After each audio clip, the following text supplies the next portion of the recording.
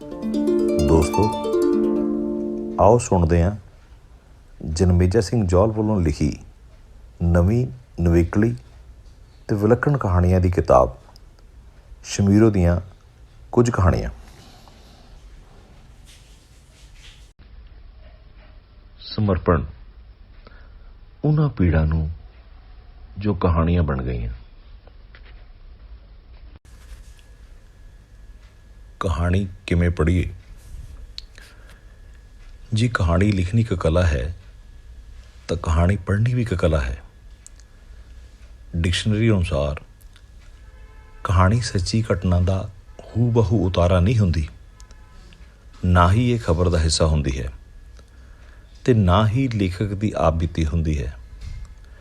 ਕਹਾਣੀ ਤਾਂ ਇੱਕ ਤੋਂ ਵੱਧ ਵਾਪਰੀਆਂ ਘਟਨਾਵਾਂ ਦਾ ਕਲਾਤਮਿਕ ਜੋੜ ਹੁੰਦਾ ਹੈ, ਜੋ ਸੱਚ ਨਾ ਹੁੰਦੇ ਹੋਏ ਵੀ ਸੱਚ ਲੱਗਦਾ ਹੈ। ਇਹ ਲੇਖਕ 'ਤੇ ਨਿਰਭਰ ਕਰਦਾ ਹੈ ਕਿ ਉਹ ਪਾਠਕ ਨੂੰ ਆਪਣੇ ਨਾਲ ਕਿਵੇਂ ਤੋਰਦਾ ਹੈ, ਵੱਖ-ਵੱਖ ਘਟਨਾਵਾਂ ਨੂੰ ਗੁੰਦ ਕੇ ਕਿਵੇਂ ਇੱਕ ਨਵਾਂ ਸੱਚ ਸਿਰਜਦਾ ਹੈ। ਇਹੋ ਹੀ ਹਰ ਰੌਚਕ ਅਤੇ ਸਫਲ ਕਹਾਣੀ ਦਾ ਸੱਚ ਹੈ।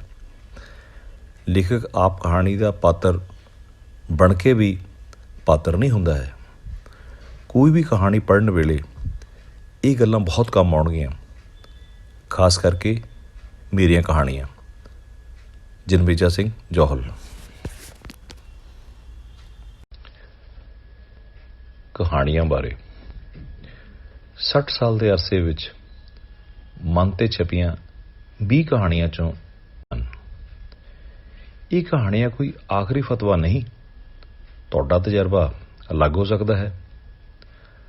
ਮੇਰਾ ਮੰਨਣਾ ਹੈ ਕਿ ਕੁਦਰਤ ਨੇ ਮਰਦ ਤੇ ਔਰਤ ਨੂੰ ਵਿਲੱਖਣਤਾ ਦਿੱਤੀ ਹੈ।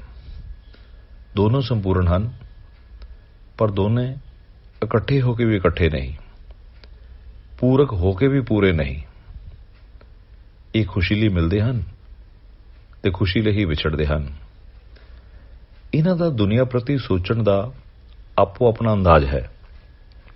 ਜੇ ਮਰਦ ਡੂੰਘਾਈ ਨਾਲ ਸੋਚਦਾ ਹੈ ਤਾਂ ਔਰਤ ਬਰੀਕੀ ਨਾਲ। ਔਰਤ ਦੀ ਸੋਚ ਦਾ ਫੈਲਾਅ ਬਹੁਤ ਹੁੰਦਾ ਹੈ, ਪਰ ਉਹ ਸਮੁੰਦਰ ਦੀ ਸਤ੍ਹਾ 'ਤੇ ਕਦੇ ਦਿਖਾਈ ਨਹੀਂ ਦਿੰਦਾ। ਉਹ ਦੁਨਿਆਵੀ ਭੇਤ ਤਾਂ ਦੱਸ ਦਿੰਦੀ ਹੈ, ਪਰ ਦਿਲ ਵਿੱਚ ਦੀ ਹੁੰਦੀ ਉਥਲ ਪੁਥਲ ਕਦੇ ਨਹੀਂ ਦੱਸਦੀ। ਸਦੀਆਂ ਤੱਕ ਦੱਬ ਕੇ ਰੱਖ ਸਕਦੀ ਹੈ ਅਤੇ ਕਦੇ ਕਦੇ ਜਵਾਲਾ ਵੀ ਬਣ ਜਾਂਦੀ ਹੈ, ਜੋ ਸਭ ਕੁਝ ਤਹਿਸ ਨਹਿਸ ਕਰ ਦਿੰਦੀ ਹੈ। ਬਸ ਇਸੇ ਸੁਭਾਅ ਨੂੰ ਲੈ ਕੇ ਮੇਰੀਆਂ ਕਹਾਣੀਆਂ ਬਾਤ ਪਾਉਂਦੀਆਂ ਹਨ। ਇਹ ਕਹਾਣੀਆਂ ਮਨੋਰੰਜਨ ਲਈ ਨਹੀਂ ਹਨ, ਇਹ ਤੁਹਾਡੇ ਵਿਵੇਕ ਨਾਲ ਵਾਰਤਾਲਾਪ ਹਨ। ਸਬੱਬੀ ਪਾਤਰ ਰਲ ਗਏ ਹੋਣ ਤਾਂ ਅਚੰਭਿਤ ਨਾ ਹੋਣਾ। ਸਰੋਤਿਓ, ਆਓ ਸੁਣਦੇ ਹਾਂ ਜਨਮੇਜਾ ਸਿੰਘ ਜੌਹਲ ਹੋਣਾ ਦੀ ਲਿਖੀ ਕਹਾਣੀ ਛੁੱਟੜ। ਜੱਸੀ ਇੱਕ ਸੋਹਣਾ ਸੁਨੱਖਾ ਨੌਜਵਾਨ ਸੀ। ਉਸ ਦੀ ਹੁਣੇ ਹੀ ਵਿਸ਼ਵ ਵਿਦਿਆਲਿਆ ਵਿੱਚ ਨੌਕਰੀ ਲੱਗੀ ਸੀ। ਦਿਲ ਕੀਤਾ ਕਿ ਉਹਨੂੰ ਜਾ ਕੇ ਮਿਲ ਕੇ ਆਵਾਂ। ਕਮਰੇ ਵਿੱਚ ਉਹਦੇ ਕੋਲ ਇੱਕ ਲੜਕੀ ਬੈਠੀ ਸੀ। ਕੁਰਸੀ 'ਤੇ ਹਾਲੇ ਬੈਠ ਹੀ ਰਿਹਾ ਸੀ ਕਿ ਜੱਸੀ ਕਹਿੰਦਾ, ਇਹ ਸ਼ਮੀਰੋ ਹੈ, ਆਪਣੇ ਇੱਥੇ ਹੀ ਪੜ੍ਹਾਈ ਕਰ ਰਹੀ ਹੈ। ਜੱਸੀ ਨੇ ਸੇਵਾਦਾਰ ਨੂੰ ਕਿਹਾ, ਸਰ ਵਾਸਤੇ ਵੀ ਚਾਹ ਦਾ ਕੱਪ ਤੇ ਪਕੌੜੇ ਲੈ ਆ। ਥੋੜ੍ਹੀ ਦੇਰ ਬਾਅਦ ਸੇਵਾਦਾਰ ਇਕੱਲੀ ਚਾਹ ਲੈ ਕੇ ਆ ਗਿਆ।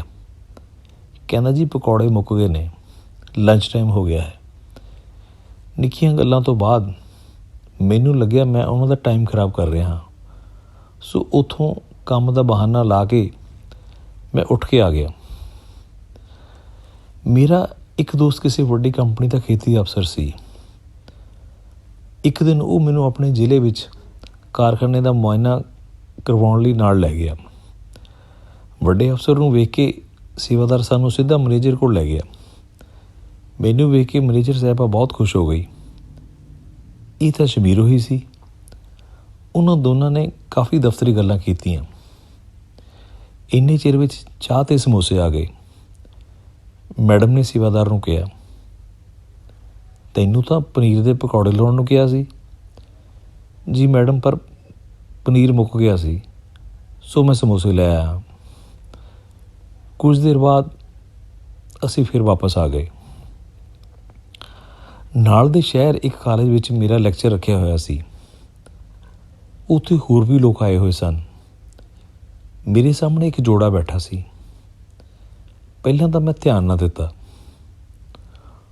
ਥੋੜ੍ਹੀ ਦੇਰ ਬਾਅਦ ਯਾਦ ਆਇਆ ਕਿ ਇਹ ਤਾਂ ਸ਼ਮੀਰੋ ਹੀ ਹੈ। ਸ਼ਾਇਦ ਨਾਲ ਉਸਦਾ ਘਰ ਵਾਲਾ ਹੋਵੇਗਾ। ਉਹਨੇ ਮੈਨੂੰ ਅੱਖੋਂ ਪਰੋਖੇ ਕਰ ਦਿੱਤਾ। ਮੈਂ ਵੀ ਚੁੱਪ ਰਹਿਣ ਵਿੱਚ ਹੀ ਭਲਾਈ ਸਮਝੀ।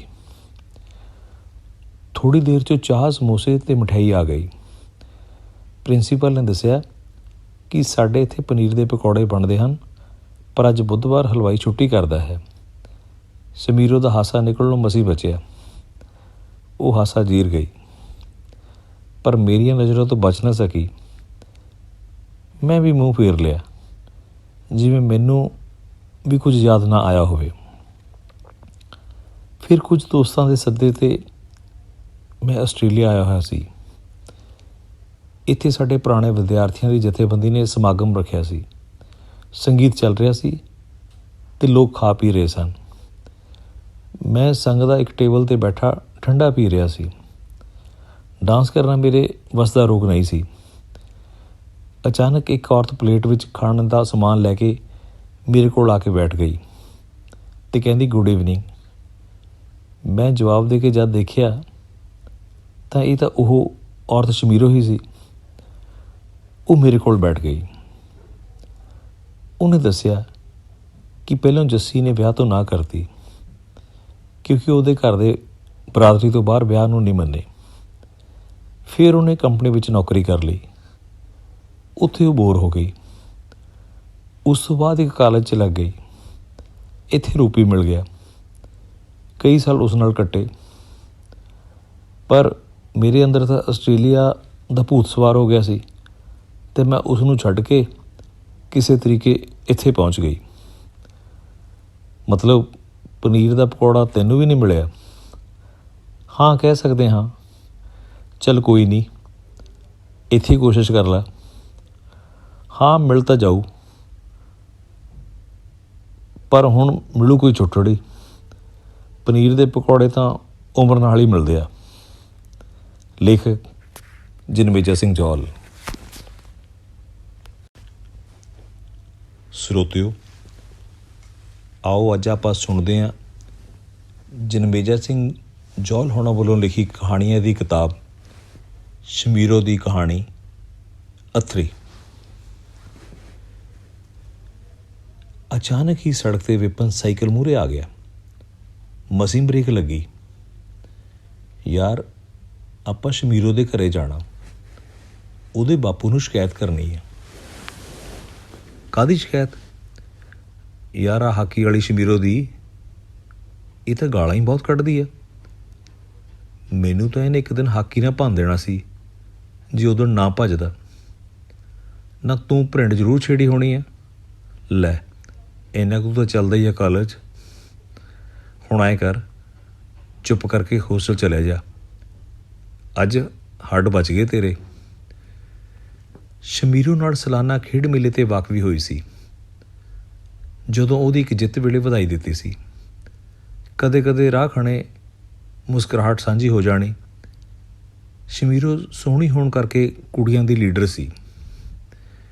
ਇੱਕ ਵਾਰ ਉਹਦੀ ਗਰਮ ਚਾਹ ਕੰਟੀਨ ਵਿੱਚ ਡੁੱਲ ਗਈ। ਵਾਲ ਬਚੇ। ਉਸ ਦਿਨ ਤੋਂ ਬਾਅਦ ਹਾਈ ਹੈਲੋ ਵੱਧ ਗਈ। ਕਈ ਵਾਰੀ ਇਕੱਠੇ ਚਾਹ ਪੀਣ ਬੈਠ ਜਾਣਾ। ਪੜ੍ਹਾਈ ਦੀਆਂ, ਕੈਰੀਅਰ ਦੇ ਸੁਪਨੇ ਦੀਆਂ, ਫਿਲਮਾਂ ਦੀਆਂ ਅਤੇ ਕਦੇ ਕਦੇ ਕਾਲਜ ਵਿੱਚ ਬਣੀਆਂ ਜੋੜੀਆਂ ਦੀਆਂ ਗੱਲਾਂ ਕਰਨੀਆਂ। ਜਿਹਨੇ ਵੀ ਬੈਠੇ ਦੇਖਣਾ ਬੜੇ ਹੈਰਾਨ ਹੋਣਾ, ਕਿਉਂਕਿ ਸ਼ਮੀਰੋ ਦੇ ਅਥਰੇ ਸੁਭਾਅ ਤੋਂ ਸਾਰੇ ਹੀ ਵਾਕਫ ਸਨ। ਇੱਕ ਦੋ ਮੁੰਡਿਆਂ ਦੀ ਤਾਂ ਉਹ ਮੁਰੰਮਤ ਵੀ ਕਰ ਚੁੱਕੀ ਸੀ, ਜਿਸ ਕਰਕੇ ਡੀਨ ਆਫਿਸ ਵਿੱਚ ਹਾਲੇ ਵੀ ਪੇਸ਼ੀਆਂ ਪੈਂਦੀਆਂ ਸਨ। ਕਾਲਜ ਦੀਆਂ ਬਾਕੀ ਕੁੜੀਆਂ ਵੀ ਹੱਸਣ ਖੇਡਣ ਲੱਗ ਪਈਆਂ। ਕਿਸੇ ਨੇ ਕਹਿ ਵੀ ਦੇਣਾ, ਫਲਾਣੇ ਨਾਲ ਗੱਲ ਕਰਵਾ ਦਿਓ, ਪਰ ਇਹ ਔਖਾ ਕੰਮ ਕਦੇ ਨਾ ਕੀਤਾ। ਕਾਲਜ ਦਾ ਆਖਰੀ ਸਾਲ ਸੀ। ਇੱਕ ਦਿਨ ਸ਼ਮੀਰੋ ਕਹਿੰਦੀ, ਇੱਕ ਗੱਲ ਦੱਸਣੀ ਹੈ। ਮੈਂ ਕਿਹਾ, ਦੱਸ। ਅੰਦਰੋਂ ਧੁੜਕੂ ਲੱਗਿਆ ਕਿ ਕਿਤੇ ਉਹੀ ਗੱਲ ਨਾ ਹੋਵੇ। ਤੁਸੀਂ ਦੀਪੀ ਨੂੰ ਜਾਣਦੇ ਹੋ?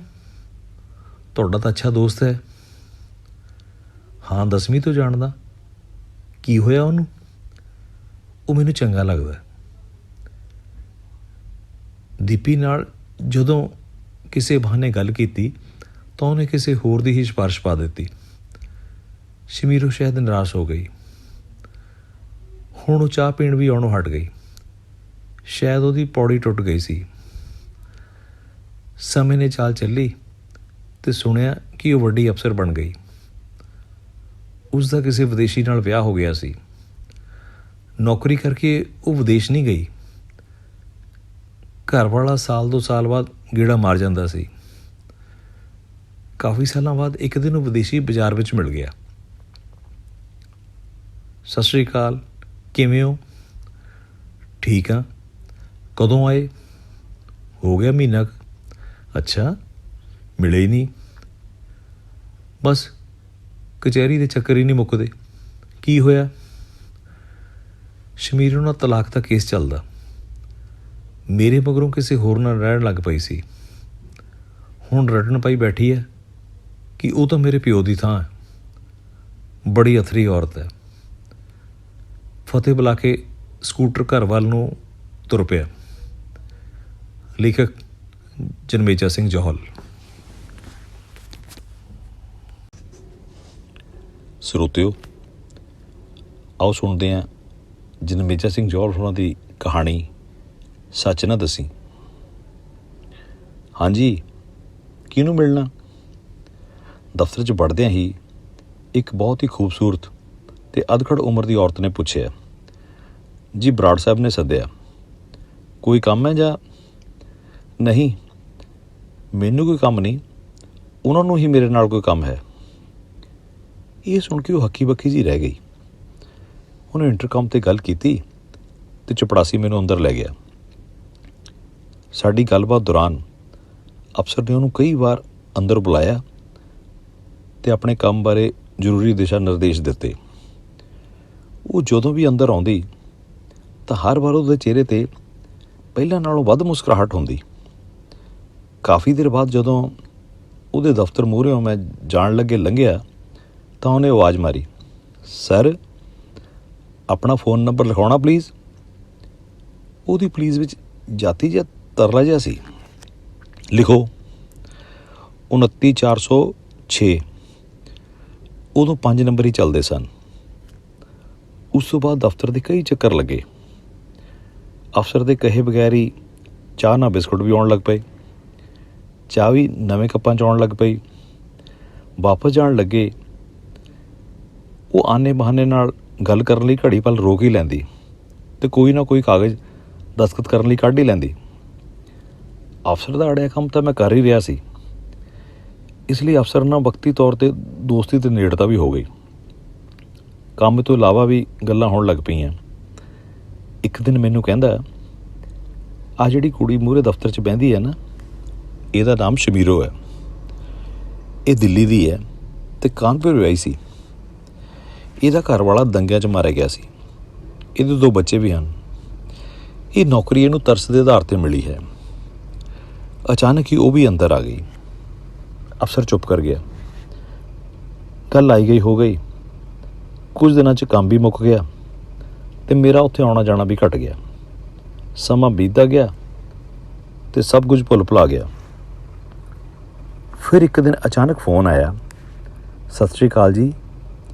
ਆਵਾਜ਼ ਜਾਣੀ ਪਛਾਣੀ ਲੱਗੀ। ਮੁੜ ਕੇ ਕਦੇ ਦਫ਼ਤਰ ਹੀ ਨਹੀਂ ਆਏ। ਉਹ ਮਰ ਜਾਏ, ਤੈਨੂੰ ਕਿੱਥੋਂ ਯਾਦ ਆ ਗਈ? ਮੈਂ ਮਿਲਣਾ, ਦੱਸੋ ਕਦੋਂ ਆਵਾਂ? ਜਦੋਂ ਮਰਜ਼ੀ। ਅਤੇ ਉਹ ਮਿੱਥੇ ਸਮੇਂ 'ਤੇ ਆ ਵੀ ਗਈ। ਵਾਹ, ਇਹ ਤਾਂ ਫੋਟੋ ਸਟੂਡੀਓ ਹੈ। ਖਿੱਚੋ ਮੇਰੀ ਇੱਕ ਅੱਗ ਬਰਸਾਉਂਦੀ ਫੋਟੋ। ਭਲਾ ਅੱਗ ਨੂੰ ਫੋਟੋ ਦੀ ਕੀ ਲੋੜ ਆ? ਨਾਲੇ ਤੂੰ ਐਵੇਂ ਕੋਈ ਅਫਸਰ ਸਾੜੇਂਗੀ? ਨਹੀਂ ਜੀ, ਹੁਣ ਤਾਂ ਮੈਂ VRS ਲੈ ਲਈ ਅਤੇ ਜਮਾਂ ਹੀ ਵਿਹਲੀ ਹਾਂ। ਫਿਰ ਗੁਜ਼ਾਰਾ ਕਿਵੇਂ ਚੱਲਦਾ? ਉਹਦੀ ਫਿਕਰ ਨਹੀਂ, ਸਹੁਰਿਆਂ ਤੋਂ ਕੇਸ ਜਿੱਤ ਕੇ ਬਥੇਰਾ ਕੁਝ ਆ ਗਿਆ। ਪਰ ਉਹ ਤਾਂ ਕਹਿੰਦੀ ਸੀ ਕਿ ਦੰਗਿਆਂ 'ਚ ਮਾਰਿਆ ਗਿਆ ਸੀ। ਸਰ ਜੀ, ਹੁਣ ਤੁਹਾਡੇ ਤੋਂ ਕਾਹਦਾ ਉੱਲਾ? ਬਸ ਕਿਸੇ ਹੋਰ ਨੂੰ ਨਾ ਦੱਸਿਓ। ਮੈਂ ਹੁਣ ਸੱਚ ਸੁਣਨ ਲਈ ਬੇਤਾਬ ਸੀ। ਮੈਂ ਦਿੱਲੀ ਦੀ ਹਾਂ, ਉੱਥੇ ਹੀ ਪਲੀ ਹਾਂ। ਦਿੱਲੀ 'ਚ ਤੇਜ਼ ਤਰਾਰ ਹੋਏ ਬਗੈਰ ਕਿੱਥੇ ਸਰਦਾ ਕੁੜੀਆਂ ਦਾ। ਇਹ ਤੇਜ਼ੀ ਕਈ ਵਾਰ ਆਦਤਾਂ ਵੀ ਵਿਗਾੜ ਦਿੰਦੀ ਹੈ। ਘਰ ਵਾਲਾ ਮੇਰਾ ਕਾਨਪੁਰ ਦਾ ਸੀ, ਉਹਨੂੰ ਮੇਰਾ ਇਹ ਰਵੱਈਆ ਅਤੇ ਆਦਤਾਂ ਪਸੰਦ ਨਹੀਂ ਸਨ। ਸਾਡੀ ਅਕਸਰ ਹੀ ਤੂੰ ਮੈਂ ਹੁੰਦੀ ਰਹਿੰਦੀ। ਇੱਕ ਦਿਨ ਉਹਨੇ ਗੁੱਸੇ 'ਚ ਆ ਕੇ ਖੁਦਕੁਸ਼ੀ ਕਰ ਲਈ। ਦੰਗਿਆਂ ਦੇ ਦਿਨ ਸਨ। ਅਸੀਂ ਸਭ ਨੇ ਸਲਾਹ ਕਰਕੇ ਨਾਲੇ ਤਾਂ ਉਹਦੀ ਸਰਕਾਰੀ ਨੌਕਰੀ ਮੈਂ ਲੈ ਲਈ ਅਤੇ ਨਾਲੇ ਖੱਜਲ ਖੁਆਰੀ ਤੋਂ ਬਚ ਗਈ। ਅਤੇ ਉਹ ਹੋਰ ਕੁਝ ਦੱਸਦੀ ਕਦੋਂ ਚਾਹ ਦਾ ਕੱਪ ਖਾਲੀ ਕਰਕੇ ਚਲੀ ਗਈ, ਇਹ ਅੱਜ ਵੀ ਯਾਦ ਨਹੀਂ।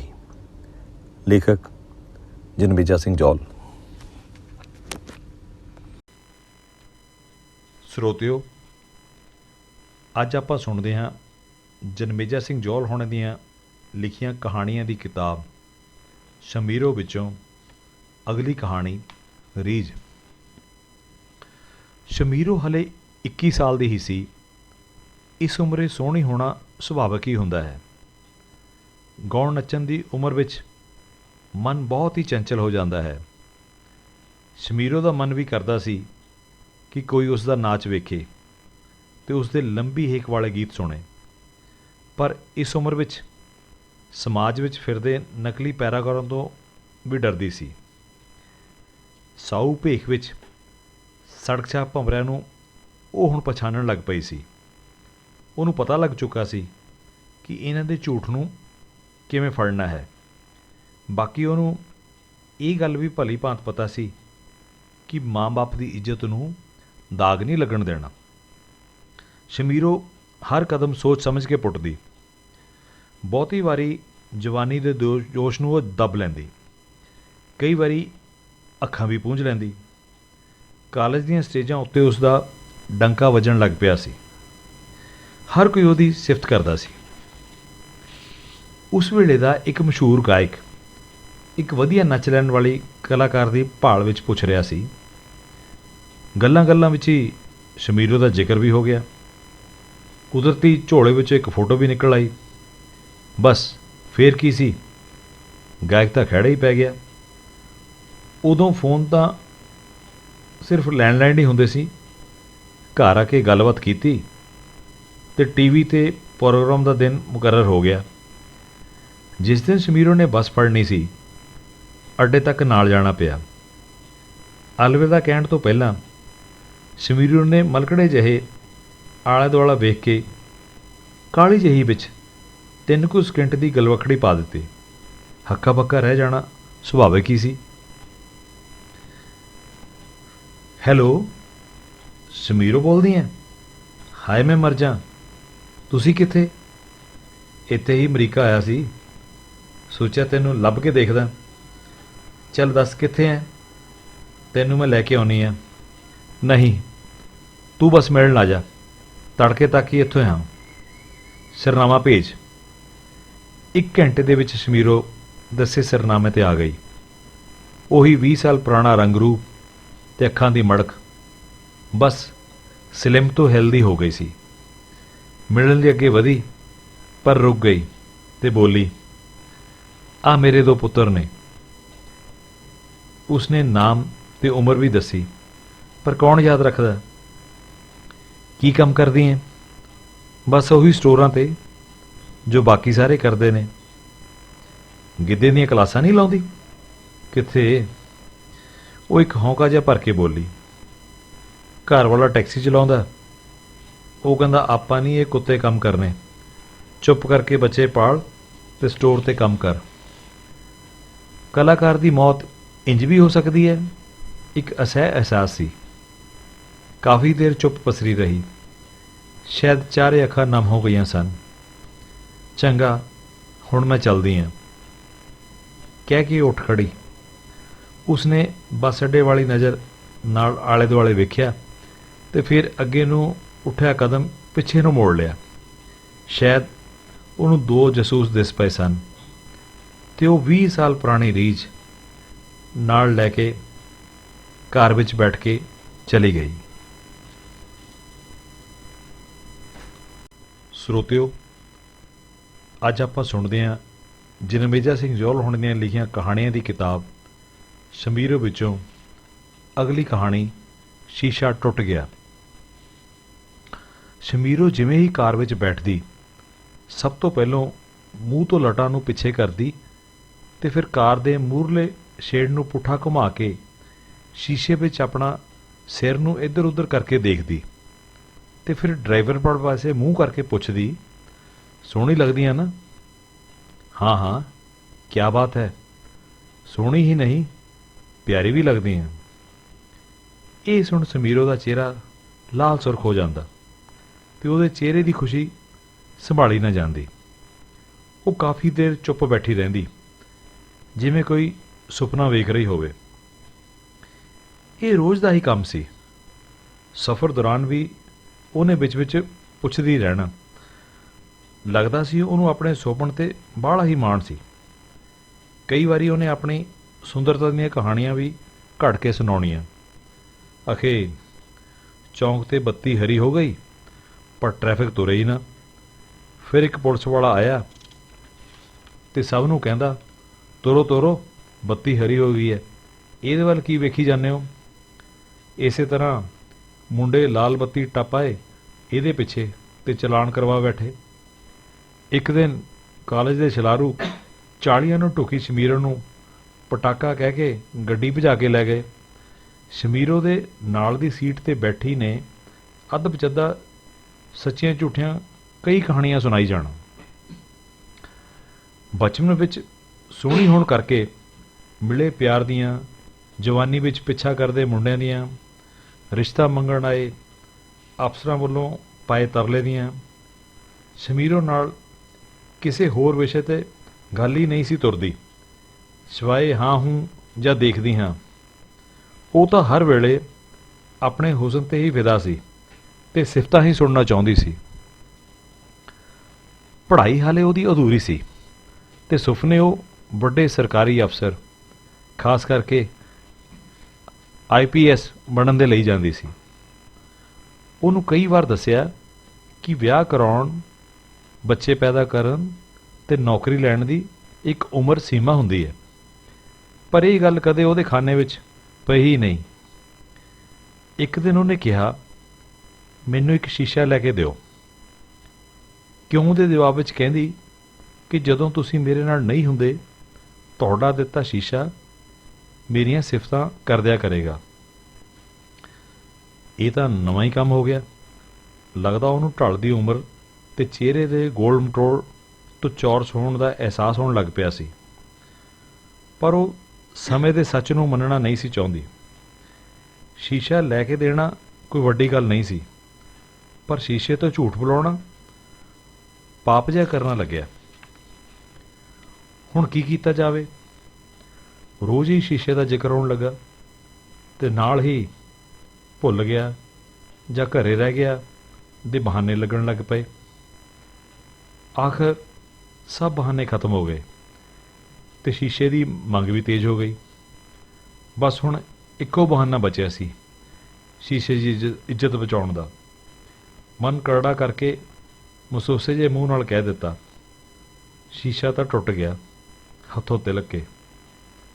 ਇਹ ਤਾਂ ਫਿਰ ਬਦਸ਼ਗਨੀ ਹੋ ਗਈ, ਕਹਿ ਕੇ ਉਹ ਕਾਰ 'ਚ ਉਤਰ ਗਈ।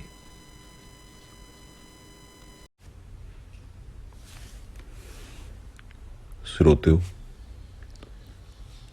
ਆਓ ਸੁਣੀਏ ਜਨਮੇਜਾ ਸਿੰਘ ਜੋਹਰ ਹੋਣਾ ਦੀ ਲਿਖੀ ਕਹਾਣੀ ਮਹੰਤ। ਬਾਜ਼ਾਰ ਵਿੱਚ ਬੇਧਿਆਨੇ ਤੁਰੇ ਜਾਂਦਿਆਂ ਆਵਾਜ਼ ਆਈ, ਸਰ ਜੀ ਕਿਵੇਂ ਹੋ? ਦੇਖਿਆ ਤਾਂ ਸਾਹਮਣੇ ਅੱਗ ਵਾਂਗ ਮੱਚਦੀ ਭਰਪੂਰ ਔਰਤ ਖੜੀ ਸੀ। ਦੋ ਕੁ ਜਣੇ ਉਹਦੇ ਨਾਲ ਸਨ। ਭਮੱਤਰੇ ਹੋਏ ਆਸੇ-ਪਾਸੇ ਵੇਖਿਆ, ਕੋਈ ਹੋਰ ਬੰਦਾ ਨਜ਼ਰ ਨਾ ਆਇਆ, ਕਿਉਂਕਿ ਹਾਲੇ ਵੀ ਸ਼ੱਕ ਸੀ ਕਿ ਇਹ ਆਵਾਜ਼ ਕਿਸੇ ਹੋਰ ਲਈ ਹੈ। ਇੰਨੇ ਚਿਰ ਨੂੰ ਉਸ ਕਿਹਾ, ਪਹਿਚਾਣਿਆ ਨਹੀਂ? ਹੁਣ ਭਰੇ ਬਾਜ਼ਾਰ ਦੀਆਂ ਤਾੜਦੀਆਂ ਅੱਖਾਂ ਮੂਹਰੇ ਨਾ ਕਹਿਣ ਨਾਲੋਂ ਸਿਰ ਮਾਰਨਾ ਬਿਹਤਰ ਲੱਗਿਆ। ਸਰ ਮੈਂ ਬਸ਼ੀਰੋ, ਆ ਲਓ ਮੇਰਾ ਕਾਰਡ, ਕਿਸੇ ਵੇਲੇ ਆਉਣਾ। ਇਹ ਕਹਿ ਉਹ ਤਿੰਨੋਂ ਜਣੇ ਧੁੰਦ ਵਾਂਗ ਗਵਾਚ ਗਏ। ਬਸ਼ੀਰੋ ਤੇ ਸ਼ਮੀਰੋ ਗੁਆਂਢ ਵਿੱਚ ਦੋ ਭੈਣਾਂ ਸਨ। ਸ਼ਮੀਰੋ ਕਹਿੰਦੇ 15 ਕੁ ਮਿੰਟ ਵੱਡੀ ਸੀ। ਬਸ਼ੀਰੋ ਆਪਣੀ ਭੈਣ ਨਾਲੋਂ ਸੋਹਣੀ ਹੋਣ ਕਰਕੇ ਲਾਡਲੀ ਹੋਈ ਸੀ। ਮਾਪੇ ਵੀ ਅਕਸਰ ਨਿੱਕੀ ਕਹਿ ਕੇ ਉਹਦਾ ਪੱਖ ਪੂਰ ਜਾਂਦੇ।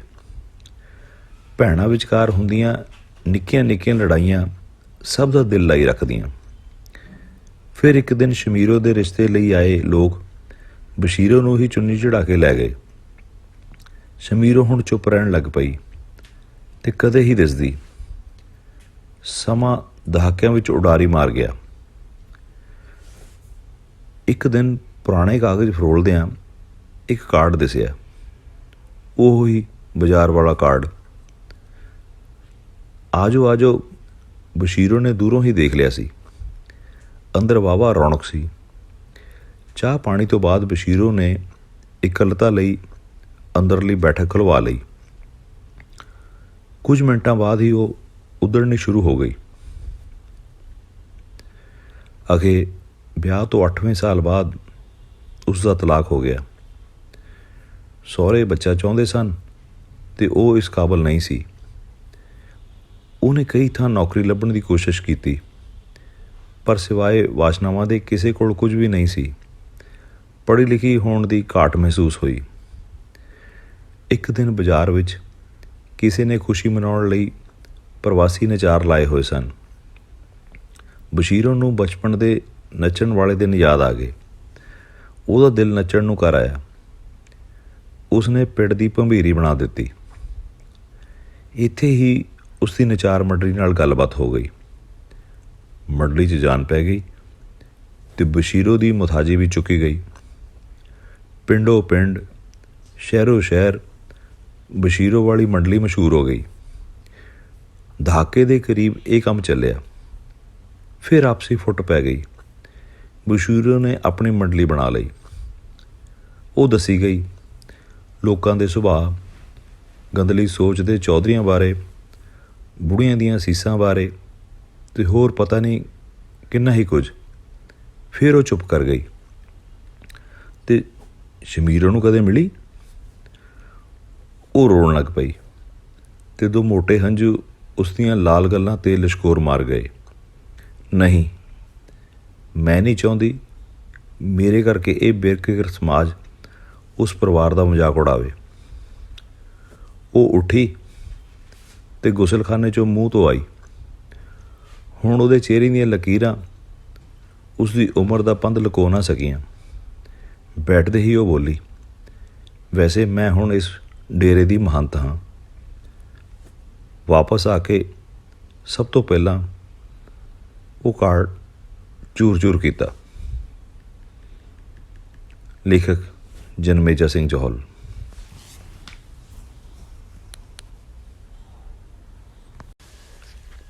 ਕਹਾਣੀ ਦੇਰ ਕਰਤੀ। ਅਚਾਨਕ ਬਾਹਰਲੇ ਦਰਵਾਜ਼ੇ ਦੀ ਘੰਟੀ ਵੱਜੀ। ਟਿੱਕੀ ਦੁਪਹਿਰ ਨੂੰ ਕਿਹੜਾ ਆ ਗਿਆ?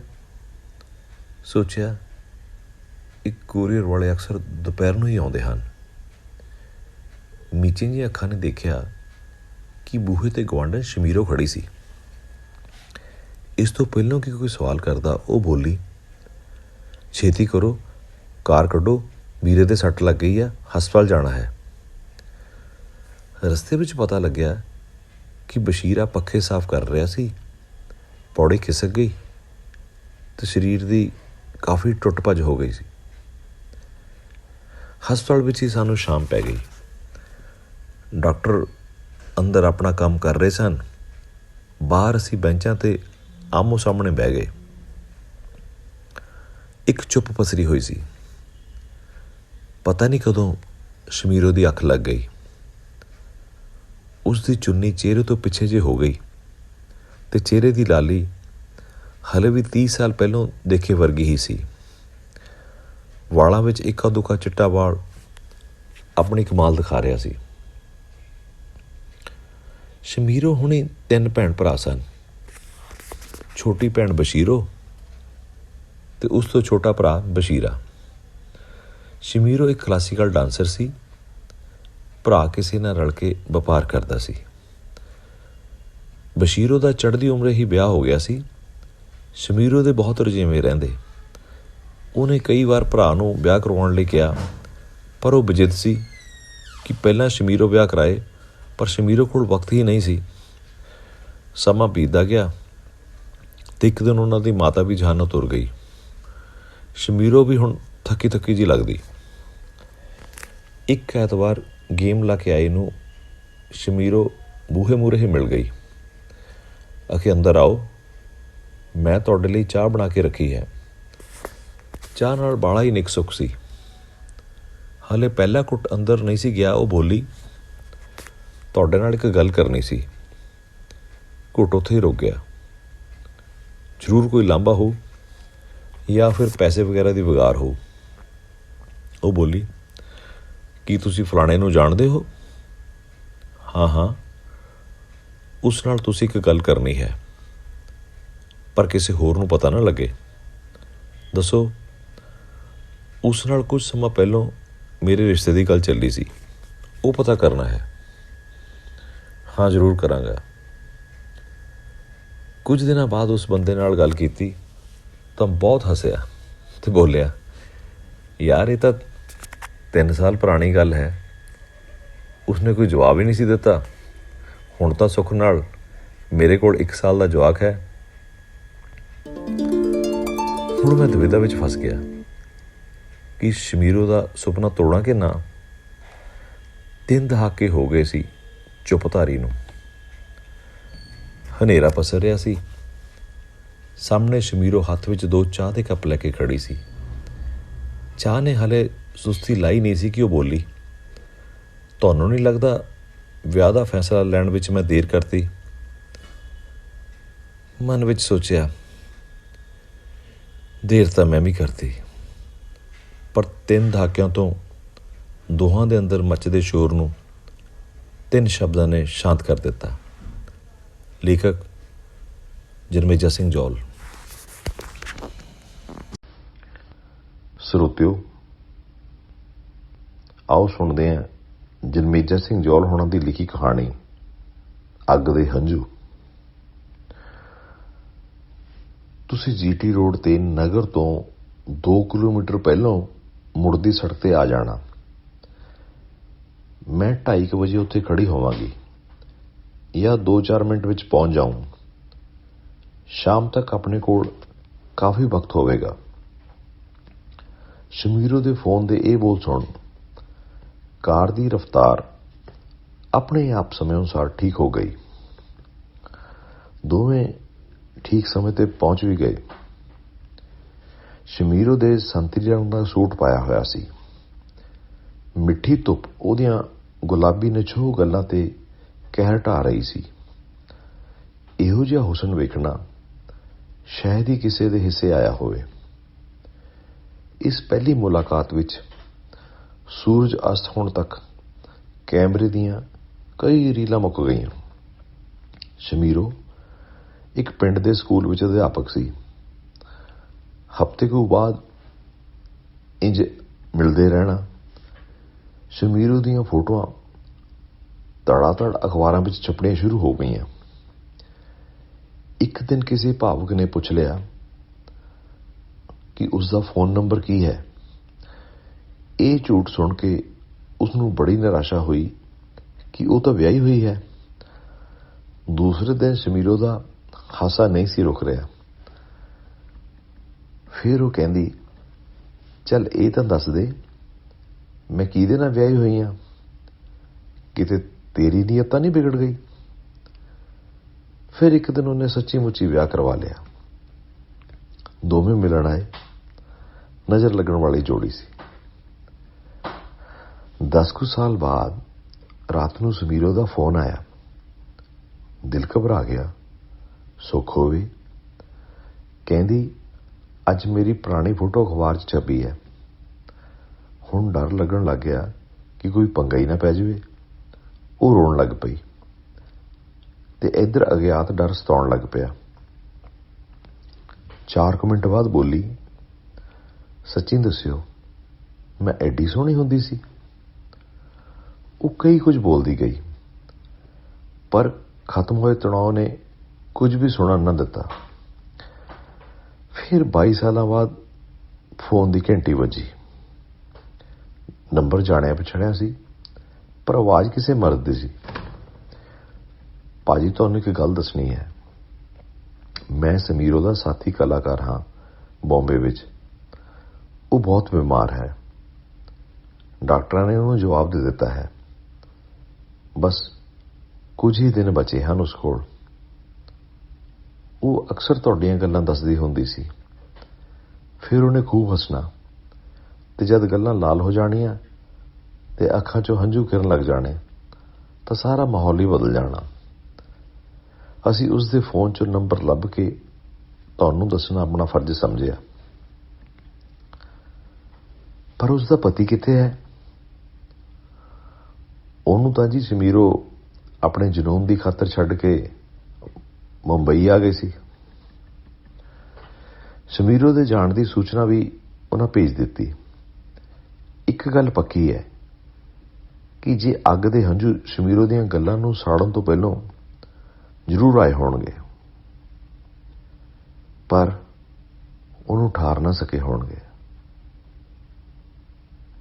ਲੇਖਕ ਜਨਮੇਜਾ ਸਿੰਘ ਜੌਹਲ। ਰੂੰਗਾ।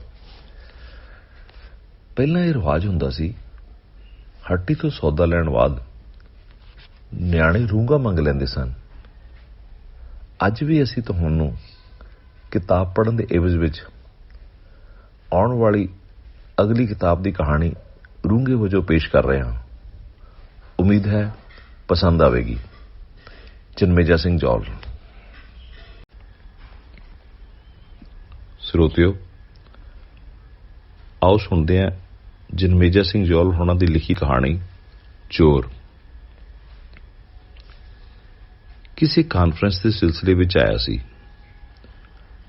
ਛੋਟੇ ਜਿਹੇ ਹਾਲ ਵਿੱਚ ਕਾਫੀ ਲੋਕ ਰਜਿਸਟ੍ਰੇਸ਼ਨ ਕਰਾਉਣ ਲਈ ਲਾਈਨ ਵਿੱਚ ਖੜੇ ਸਨ। 5 ਘੰਟੇ ਦੇ ਸਫ਼ਰ ਕਰਕੇ ਕੁਝ ਥੱਕਿਆ ਮਹਿਸੂਸ ਕੀਤਾ ਤੇ ਟੇਬਲ ਤੋਂ ਚਾਹ ਦਾ ਕੱਪ ਲੈ ਕੇ ਸੋਫੇ ਤੇ ਬੈਠ ਗਿਆ। 2 ਕੁੜੀਆਂ ਫਟਾਫਟ ਕੰਮ ਕਰ ਰਹੀਆਂ ਸਨ ਤੇ ਆਏ ਲੋਕਾਂ ਨੂੰ ਕਮਰੇ ਅਲਾਟ ਕਰ ਰਹੀਆਂ ਸਨ।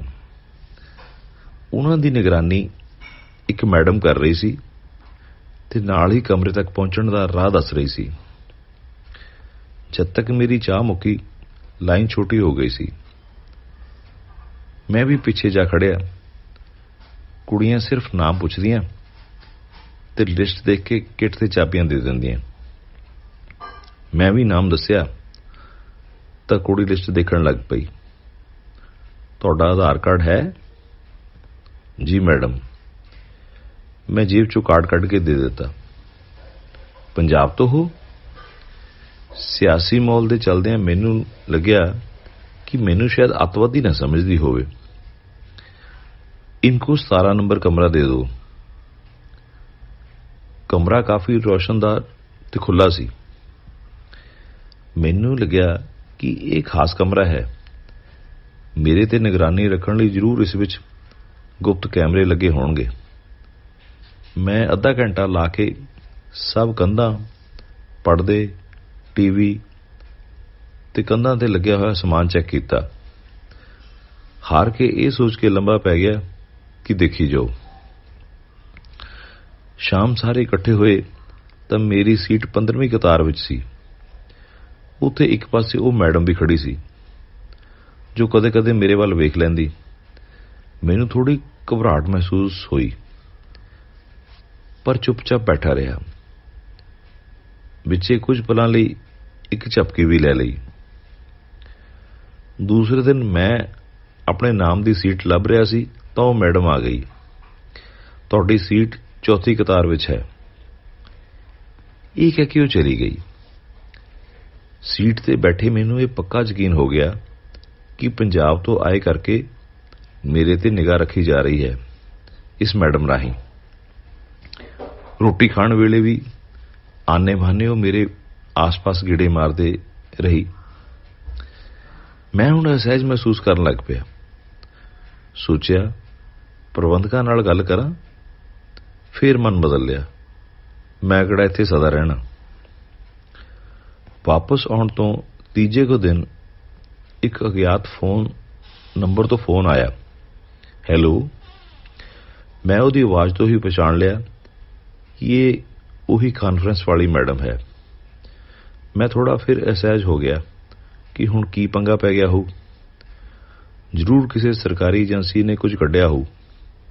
ਹਾਂਜੀ ਦੱਸੋ ਜੀ। ਮਸਲਾ ਹੈ ਕਿ ਇੱਥੇ ਸਾਡੇ ਕੁਝ ਸਮਾਨ ਚੋਰੀ ਹੋ ਗਿਆ ਹੈ।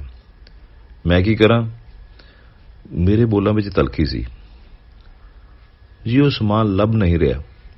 ਸਾਨੂੰ ਲੱਗਦਾ ਹੈ ਕਿ ਉਹ ਤੁਸੀਂ ਲੈ ਗਏ ਹੋ। ਪਹਿਲਾਂ ਤੁਸੀਂ ਮੈਨੂੰ ਅੱਤਵਾਦੀ ਸਮਝਦੇ ਰਹੇ, ਹੁਣ ਚੋਰ ਬਣਾਈ ਜਾਂਦੇ ਹੋ। ਕੀ ਪੰਜਾਬੀ ਹੋਣਾ ਗੁਨਾਹ ਹੋ ਗਿਆ ਹੈ?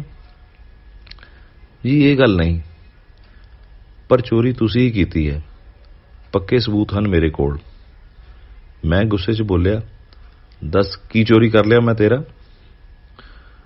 ਉਸਨੇ ਫੋਨ ਬੰਦ ਕਰਨ ਤੋਂ ਪਹਿਲਾਂ ਮੱਧਮ ਜਿਹੀ ਆਵਾਜ਼ ਵਿੱਚ ਕਿਹਾ, ਮੇਰਾ ਦਿਲ।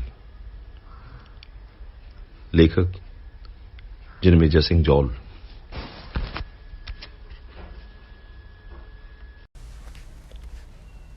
ਰੇਖਾ ਚਿੱਤਰ ਜੱਜਾ ਜਨਮੇਜਾ। ਕਦੇ ਕਦੇ ਸੋਚਦਾ ਕਿ ਗੁਰਮੁਖੀ ਦੇ ਕਾਇਦਿਆਂ ਚੋਂ ਜੱਜਾ ਜੱਗ ਨਹੀਂ, ਜੱਜਾ ਜਨਮੇਜਾ ਲਿਖ ਦੇਣਾ ਚਾਹੀਦਾ, ਕਿਉਂਕਿ ਜਿਹੋ ਜਿਹੀ ਜ਼ਿੰਦਗੀ ਦਾ ਸੁਪਨਾ ਆਮ ਇਨਸਾਨ ਲੈਂਦਾ ਹੈ, ਜਨਮੇਜਾ ਜੋ ਉਹ ਜ਼ਿੰਦਗੀ ਤਾਂ ਪਲ ਪਲ ਜਿਉਂਦਾ।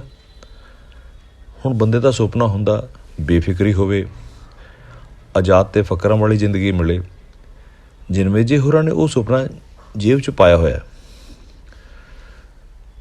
ਉਂਝ ਤਾਂ ਭਾਵੇਂ ਉਹ ਪੰਜਾਬ ਦੇ ਸਭ ਤੋਂ ਸਤਿਕਾਰਯੋਗ ਅਰਥ ਸ਼ਾਸਤਰੀ ਸਰਦਾਰ ਸਰਦਾਰਾ ਸਿੰਘ ਦਾ ਸਪੂਤ ਹੈ, ਪਰ ਅਰਥ ਵਿਗਿਆਨ ਦੀ ਅਤੇ ਮਾਇਆ ਦੀ ਤਾਂਘ ਅਤੇ ਲਲਕ ਉਹਦੇ ਵਜੂਦ 'ਚੋਂ ਮਨਫੀ ਹੈ।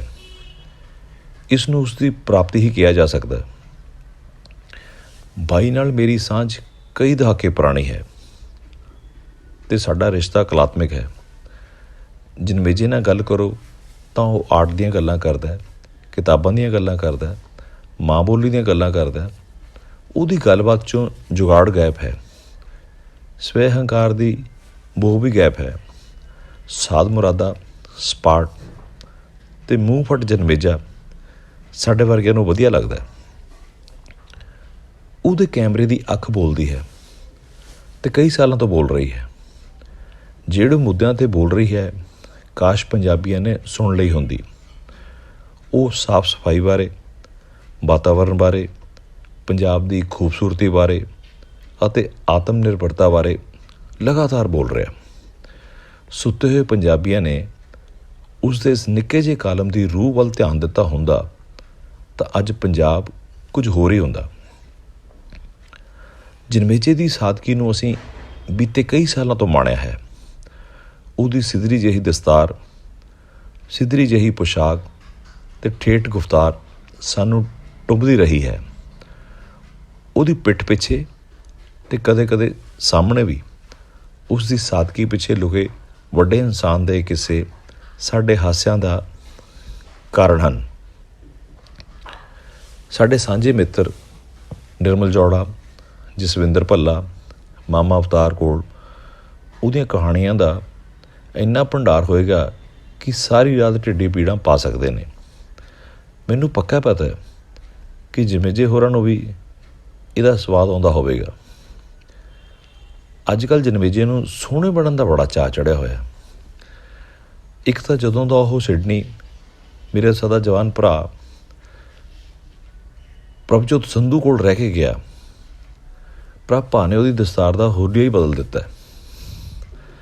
ਪ੍ਰਭ ਭਾ ਨੇ ਉਹਨੂੰ ਪੱਗ ਦੀ ਪੂਣੀ ਕਰਨ ਦੀ ਨਵੀਂ ਜੁਗਤ ਕੀ ਦੱਸ ਦਿੱਤੀ ਕਿ ਉਹ ਦਸਤਾਰ ਦੇ ਲੜ ਹੁਣ ਚਿਣ ਕੇ ਲਾਉਣ ਲੱਗ ਪਿਆ ਤੇ ਪਹਿਲਾਂ ਨਾਲੋਂ ਵਿਗੜਿਆ ਹੋਇਆ ਜਨਮੇਜਾ ਜਾਪਦਾ। ਉਹਦੀ ਕਰੜਬੜੀ ਦਾੜੀ ਵੀ ਜਾਪਦਾ। ਹੁਣ ਉਹ ਕੈਂਚੀ ਦੇ ਦਰਸ਼ਨ ਹਰ ਦੂਏ ਤੀਏ ਦਿਨ ਕਰਦੀ ਹੈ। ਜਨਮੇਜਾ ਟੌਰੀ ਹੁੰਦਾ ਜਾ ਰਿਹਾ। ਸ਼ਾਇਦ ਉਹਨੂੰ ਲੱਗਦਾ ਹੋਣਾ ਕਿ ਉਹਦੀ ਸਾਦਗੀ ਦੇ ਕਿੱਸੇ ਬਹੁਤ ਹੋ ਗਏ ਹੁਣ ਬਸ, ਪਰ ਉਹ ਨਹੀਂ ਜਾਣਦਾ ਕਿ ਉਹਦੇ ਸਾਰੇ ਮਿੱਤਰ ਵੀ ਨਗੋਚੀ ਮਿੱਟੀ ਦੇ ਬਣੇ ਨੇ। ਹੁਣ ਨਵੇਂ ਕਿੱਸੇ ਘੜਨਗੇ ਤੇ ਸਵਾਦ ਲੈਣੋਂ ਬਾਜ ਨਹੀਂ ਆਉਣਗੇ। ਸਾਡੀਆਂ ਮਹਿਫਲਾਂ 'ਚੋਂ ਜੱਜਾ ਜਨਮੇਜਾ ਕਦੇ ਗੈਪ ਨਹੀਂ ਹੋਣਾ, ਭਾਵੇਂ ਉਹ ਸੋਨੇ ਦਾ ਬਣ ਜਾਵੇ। ਲਿਖਤਮ ਰਾਜਵੰਤ ਸਿੰਘ, ਸਿਡਨੀ।